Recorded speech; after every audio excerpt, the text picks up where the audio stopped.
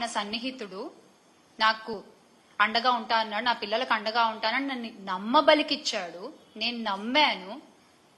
నమ్మి ఇంత డబ్బు ఇచ్చాను, ఇంత బంగారం ఇచ్చాను. ఈ రోజున అడుగుతుంటే ఏం పీకలేవు, నువ్వు నా వెంట్రుకు కూడా పీకలేవు, చంపేస్తా. ఇంకా నేను కొన్ని పదాలు మాట్లాడలేకపోతున్నాను. అటువంటి దుర్భాషలాడి, అటువంటి భాషని ఉపయోగించి ఒక మహిళపై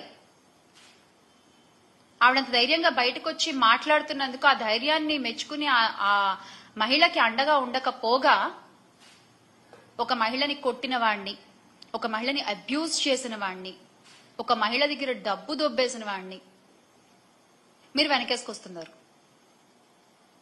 మీరు ఇచ్చింది ఏంటి? ఆ పార్టీ అధికార ప్రతినిధి గారు ఇంత జరిగితే ఏం చేశారు? ఒక నోట్ రిలీజ్ చేశారు. పార్టీ కార్యకలాపాలకి పలానా వ్యక్తిని, ఆ కిరణ్ రాయల్ అనే వ్యక్తిని దూరంగా ఉంచుతున్నాము అని జనసేన పార్టీ నుంచి ఒక నోట్ రిలీజ్ చేశారు. అదేంటది? తొక్కిపట్టి నార తీయడం కదా మీ పార్టీ సిద్ధాంతం.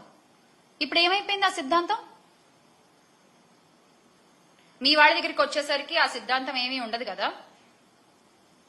వైఎస్ఆర్సీపీ ప్రభుత్వ హయంలో మహిళలు గాని, యువతులు గాని వాళ్ళ చేతుల్లో ఒక ఆయుధంలా పనిచేసిన దిశ యాప్ ని మీరు నిర్వీర్యం చేశారు.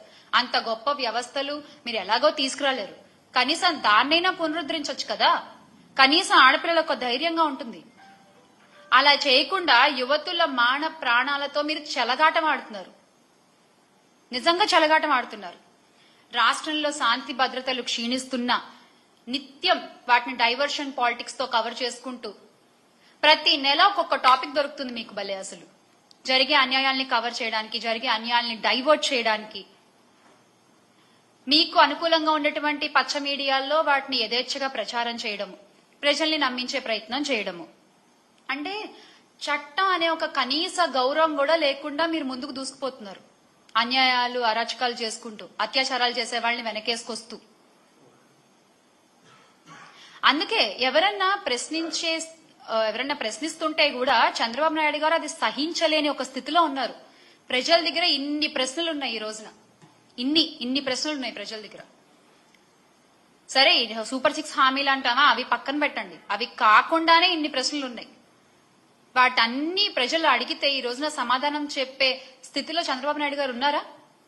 కూటమి ప్రభుత్వం ఉందా?